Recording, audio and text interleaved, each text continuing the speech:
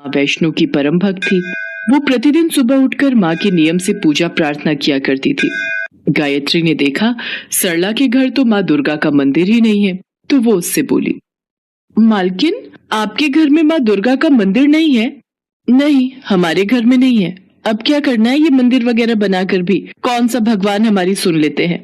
बहुत पूजा पाठ करके देख लिया मैंने, मैं कोई मंदिर नहीं बनाती अब घर में। मालकिन, भगवान पर विश्वास कभी नहीं टूटना चाहिए। कई बार वो हमारी परीक्षा लेते हैं कि मेरे भक्त में कितनी सहन शक्ति है। गायत्री, मैंने तुझे 2 दिन के लिए भाषण सुनने के लिए नहीं रोका। तू अपना काम कर और मुझे थोड़ी देर आराम से बैठने दे। अब तू खुद को ही देख ले, तेरे भी घर में बच्चे की किलकारी नहीं गूंजी अब तक। ये भगवान नहीं सुनते हैं। मेरे घर में भी कोई औलाद का सुख नहीं है और तेरे घर में भी नहीं है, फिर भी पता नहीं तुम भगवान को इतना ऊंचा स्थान क्यों देते हो। जाकर रसोई में दोपहर के खाने की तैयारी कर। गायत्री ने मन ही मन वैष्णो देवी को याद किया और उनके नाम की पूजा आरती की। उसके बाद वो अपने काम में लग गई। मंगतराम शहर पहुंचा तो काम खत्म करने के पश्चात उसके दोस्त ने उससे कहा, मंगतराम, तुम्हें तो कल सुबह निकलना है। चलो ना, आज रात दुर्गा मंदिर में जागरण है, थोड़ी देर वहाँ भजन कीर्तन सुनेंगे। है भाई, बहुत आनंद आता है। अभी 2 दिन बाद नवरात्रि प्रारंभ है तो मंदिर में खूब धूम रहेगी। ठीक है महावीर भाई, वैसे भी यहाँ तो मैं खाली ही बैठा हूँ, थोड़ी देर तुम्हारे साथ समय बिता लूंगा तो मुझे भी अच्छा लगेगा। मंगतराम अपने दोस्त महावीर के साथ दुर्गा मंदिर में हो रहे जागरण में चला जाता है। वहाँ पर माँ दुर्गा के नाम के भजन कीर्तन करके लोग आनंद में नृत्य कर रहे थे। मंगतराम ने भी अपने दोस्त के साथ माता रानी के भवन पर सरला को बताती है। सरला को उस दिन यकीन हो जाता है कि सचमुच देवी माँ में बहुत शक्ति है। उन्हीं के प्रसाद के नारियल से और 9 देवियों के साक्षात दर्शन से गायत्री के सारे दुख दूर हो गए थे। उसकी झोली में संतान का सुख आया था। कुछ महीनों बाद गायत्री एक प्यारी सी बेटी को जन्म देती है। गायत्री के कहने पर मंगतराम और सरला अपने घर में देवी दुर्गा की मूर्ति रखते हैं और कुछ महीने बाद फिर से नवरात्रि आने पर सरला 9 देवी व्रत रखती है। देवी माँ के आशीर्वाद से सरला की गोद भर जाती है और कुछ ही सालों में सरला के घर भी बेटा और बेटी का जन्म होता है। सुधा गरीब, विधवा और एक दलित स्त्री थी। कुछ समय पहले ही उसके पति का देहांत हो गया था। तब से उसने अकेले ही अपनी बेटी तारा का पालन पोषण किया था। वो गांव भर में झाड़ू लगाने का काम करती थी तथा इसके साथ ही गांव के दुर्गा मंदिर के बाहर भी झाड़ू लगाने का कार्य करती थी। कुछ ही दिनों में नवरात्र शुरू होने वाले थे। माँ, इस बार मैं भी नवरात्र में पूजा करूंगी और व्रत रखूंगी। नवरात्र के व्रत बहुत कठिन होते हैं, क्या तू ठीक से कर पाएगी इन्हें? हाँ माँ, मैंने सोच लिया है। ठीक है, तो मैं भी तेरे साथ इस बार व्रत रखूंगी। इस तरह दोनों माँ बेटी ने व्रत करने की तैयारी शुरू कर दी। सुधा ने इधर उधर से कुछ पैसों का इंतजाम करके पूजा का सामान खरीदा। आज नवरात्र का पहला दिन था। तुझे भूख तो नहीं लगी? लगी तो है, पर थोड़ी थोड़ी। बस अब सांझ हो रहा है, हम माँ के दर्शन करने के बाद व्रत का पारण करेंगे। दोनों माँ बेटी माँ को अर्पित करने के लिए थोड़े से फूल लेकर मंदिर जाती हैं। इन फूलों के सिवाय अर्पण करने को उनके पास कुछ और था भी नहीं। मंदिर में प्रवेश करने पर द्वार पर ही पुजारी उन्हें फटकारता है। कहाँ घुसी जा रही है? तुझे पता नहीं कि तेरे जात वालों का मंदिर में घुसना वर्जित है? पुजारी जी, माता के लिए तो अपने सारे बच्चे एक समान होते हैं, फिर ऐसा भेदभाव हमारे साथ ही क्यों किया जाता है? हमारा ही प्रवेश मंदिर में वर्जित क्यों है? हमारी बराबरी करेगी? होती कौन है सदियों पुरानी रीत बदलने वाली? अपनी जात भूल गई? पुजारी जी, मेरी बेटी को माँ के दर्शन का ये फूल चढ़ाने दो। तू अपनी बेटी के मुंह में हमारा धर्म भ्रष्ट करेगी। चुपचाप यहाँ से निकल जा। देखो भाइयों, ये अछूत औरत होकर मंदिर में माँ के दर्शन करने आ गई है। भगाओ इसे, नहीं तो ये देवी के मंदिर को भ्रष्ट कर देगी। वहाँ खड़े लोग उन्हें भगा देते हैं। उन सब की नजर बचाकर तारा चुपचाप मंदिर के द्वार पर अपने फूल चढ़ा देती है। दर्शन न होने के कारण दोनों माँ बेटी भारी मन से घर लौट आती हैं। अगले दिन जब पुजारी मंदिर खोलता है तो देखता है कि कल के चढ़ाए सारे फूल मुरझा गए हैं, मगर द्वार के पास पड़े फूल अभी भी ताजे हैं। आश्चर्य है, मंदिर तो मैंने अभी अभी खोला है। ये कल के चढ़ाए हुए फूल किस भक्त के हैं जिनमें अभी भी ताजगी बाकी है?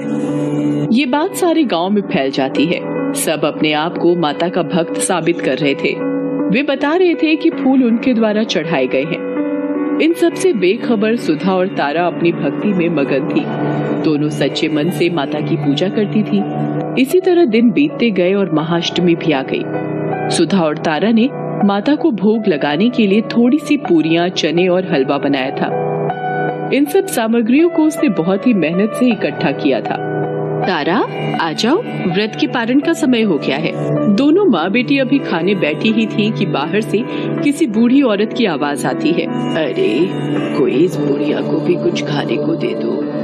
2 दिनों से कुछ नहीं खाया है मैंने। तारा और उसकी माँ बाहर देखते हैं। एक बेहद कमजोर और बूढ़ी औरत लाठी का सहारा लेकर वहाँ खड़ी थी। उसे देखकर उनके मन में दया उमड़ आती है। वो अपना सारा खाना उस बुढ़िया को खिला देती है। बुढ़िया खाना खाकर तृप्त हो जाती है तथा उनको एक छोटी सी पोटली देते हुए कहती है, जा, इसे अपने पूजा के स्थान पर रख दे और इसे विजयादशमी के दिन ही खोलना। जाके माता के दर्शन कर ले, तुम्हारे सारे दुख दूर हो जाएंगे। माँ बेटी दोनों फिर थोड़े से फूल लेकर डरते डरते मंदिर पहुँचते हैं। अरे अछूत कहीं की, तुम दोनों फिर यहाँ आ गई? ये अछूत होते ही ऐसे हैं जो एक बार में बात ही नहीं समझते। पुजारी जी, माता ने कभी आकर मना नहीं किया हम लोगों को। आपके जैसे धर्म के ठेकेदार ही हमें मंदिर जाने से रोकते हैं। मुझे इतना पता है कि माता के दरबार में सब बराबर होते हैं। उनकी नजरों में कोई छोटा बड़ा नहीं होता। अब तू मुझे पंडिताई का पाठ पढ़ाएगी? वो मंदिर में आए और लोगों की ओर देखकर कहता है, अरे भाइयों, देखो, ये अछूत फिर से मंदिर में घुसने आ गई है। इससे पहले ये देवी के मंदिर को दूषित करे, उससे पहले इस कचरे को निकाल बाहर करो। सारे लोग उन्हें वहाँ से खदेड़ने लगते हैं जैसे वो कोई जानवर हो। इस भाग दौड़ में तारा के फूल मंदिर के प्रांगण में गिर जाते हैं। अगले दिन जब लोग मंदिर में जाते हैं तो वो उन्होंने ही मंदिर पर जादू किया हुआ है। भाइयों, इन्हें पकड़कर यहाँ लाना होगा। उनका फैसला यहाँ देवी के सामने होगा। लोग दोनों माँ बेटी को पकड़कर मंदिर लाते हैं। सच सच बताओ कि तुम लोगों ने यहाँ क्या जादू कर रखा है? हम यहाँ इतनी भक्ति से माँ की पूजा करते हैं, हमारे फूल तो मुरझा जाते हैं, और तुम अछूत जात की औरतें जो मंदिर में प्रवेश करने के लायक नहीं हैं, उसके फूल कैसे ताजे रहते हैं? हमने कुछ नहीं किया है पुजारी जी, हम कोई जादूगरनी नहीं है। लगता है ये ऐसे मुंह नहीं खोलेगी। बेचारी सुधा वहीं गिर जाती है। तारा दौड़कर अपनी माँ से लिपट जाती है। तभी वहाँ अचानक तेज आंधी चलने लगती है। सारे सजावट भरे पंडाल उजड़ जाते हैं और दीप बुझ जाते हैं। उसके बाद लोगों की आंखें आश्चर्य से फट जाती हैं। उनके सामने साक्षात माँ दुर्गा प्रकट होती हैं। किसने कष्ट पहुंचाने की हिम्मत की मेरे भक्त को? बताओ कौन है वो पापी? पुजारी और गांव वालों की घिघी बन जाती है। पुजारी दौड़कर सुधा के पास जाता है और उससे कहता है, हमसे बहुत बड़ा अपराध हो गया है सुधा, हमें माफ कर दो। उधर माँ का क्रोध जारी था।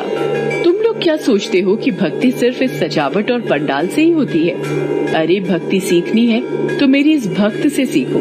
इसकी भक्ति का ही प्रताप था कि प्रेम से खिलाई गई 2 पूरियों से ही मैं तृप्त हो गई। सुधा और तारा की आश्चर्य का ठिकाना न रहा।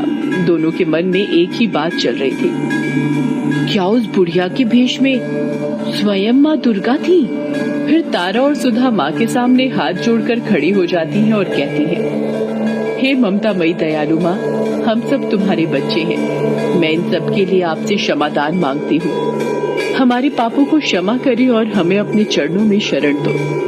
सुधा और तारा के इस प्रकार माफी मांगने से देवी का क्रोध शांत हो जाता है। इसके साथ ही आंधी थम जाती है और बुझे हुए दीपक भी अपने आप फिर से जल जाते हैं। देखा, इसे कहते हैं सच्ची भक्ति। तुम लोगों ने भक्ति को भी जात बिरादरी में बांट रखा है। अरे मूर्खों, भक्ति को कभी भी जात बिरादरी में नहीं तौला जा सकता है।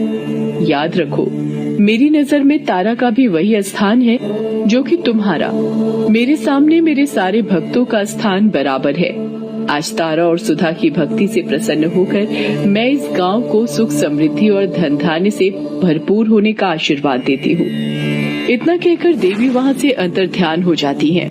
सारे गांव वाले तारा और सुधा से माफी मांगते हैं। उस दिन से किसी का भी, चाहे वो छोटी जात का हो या बड़ी जात का, मंदिर में प्रवेश वर्जित नहीं रहा।